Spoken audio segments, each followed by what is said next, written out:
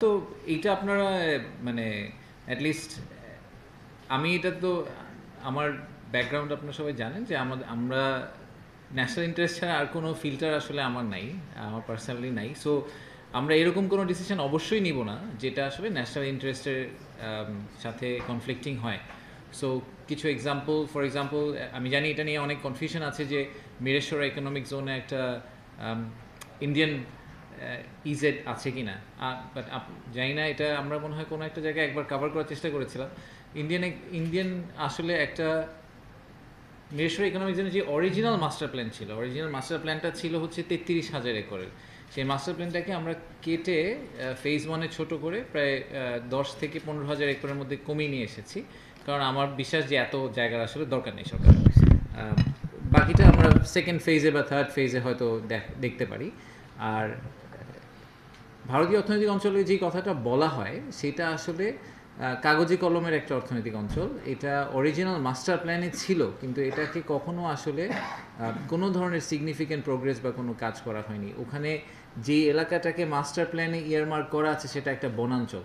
So মানে practically there is no progress বা set up. So এটা নিয়ে অনেক মিসকনসেপশন আছে পাবলিক ডোমেইনে এবং জার্নালিস্টদের কাছে। বাট আমি এটা একবার মনে হয় কোনো একটা প্রেস কনফারেন্সে ক্ল্যারিফাই করেছিলাম, আবারও ক্ল্যারিফাই করছি যে এরকম কোনো আসলে অ্যাক্টিভিটি বা কিছুই ওখানে এই মুহূর্তে করা হয়নি। এবং এটা নিয়ে অন্তর্বর্তীকালীন সরকার আসার পর এটা নিয়ে ফার্দার কোনো প্রোগ্রেস বা রিগ্রেস কিছুই হয়নি। এটা ইটস এ কমপ্লিট পজ বা পোস্টপোনমেন্ট পজিশনে আছে।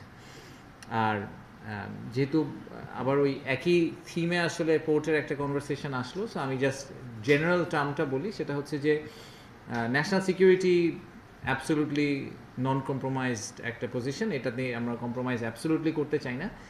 তারপরে আমার কাছে মাঝে মাঝে মনে হয় যে যেহেতু মানে কনফিডেন্সিয়ালিটির কারণে আমরা অনেক ক্লজ আপনাদের সাথে পাবলিক ডোমেইনে শেয়ার করতে পারি না, কারণ আমরা যেহেতু বায়োল্যাট্রাল কিছু নেগোসিয়েশনে আছি বিভিন্ন সরকারের সাথে।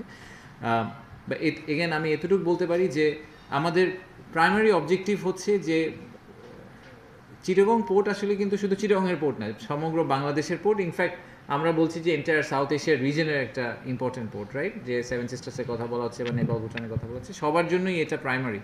তো তাই যদি হয়ে থাকে চিটাগং পোর্টের বা চিটাগংয়ে যেই কয়টা পোর্ট হবে সবগুলা পোর্টকে ওয়ার্ল্ড ক্লাস কোয়ালিটি এবং মোস্ট এফিশিয়েন্ট পোর্ট হিসাবে অপারেট করতে হবে, ওয়াইল এনশিওরিং যে আমাদের কোনো জব লস না হয়, এবং ওয়াইল এনশিওরিং যে আমাদের ন্যাশনাল ইন্টারেস্ট কমপ্লিটলি সার্ভ হয় এবং আমাদের ন্যাশনাল সিকিউরিটিতে কোনো ইম্প্যাক্ট না হয়।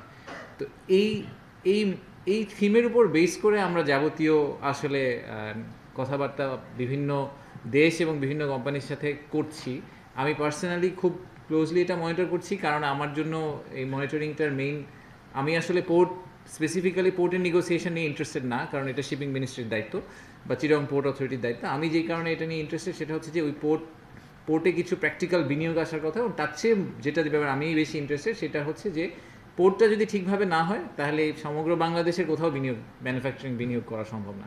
সবার একই কমপ্লেন যে বাংলাদেশের প্রোডাক্ট ডোর টু ডোর যেতে, ফ্যাক্টরি আউটডোর থেকে আমাদের যে আউটলেট, সেই ইউরোপের আউটলেট বলেন, আমেরিকান আউটলেট, যেই সময় লাগে ভিয়েতনামে এর 1/3 সময় লাগে। সো এই গ্যাপ আমরা রিডিউস করতে না পারলে হবে না।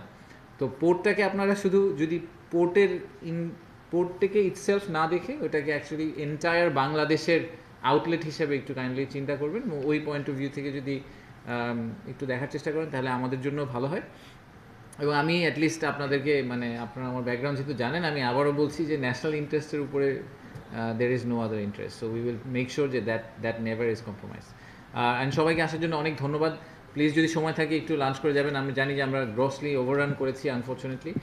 আর একটু মানে সময় নিয়ে কথা বলতে পারলে ভালো হতো, অথবা আর একটু ছোটো করে সবাইকে বলতে পারলে ভালো হতো। বাট আমরা আবারও এগুলো একটু রিপিটেটিভলি করার চেষ্টা করবো। আমরা একটা কোয়ার্টারলি বেসিসে বা কোনো একটা ফ্রিকোয়েন্সিতে আপনাদের সাথে বারবার বসার চেষ্টা করবো, সো দ্যাট আমরা এই রিপোর্ট কার্ডটা আপনাদেরকে দিতে পারি এবং আপনাদের ফিডব্যাকগুলো আমরা নিতে পারি। সবাইকে আসার জন্য অনেক ধন্যবাদ। Thank you.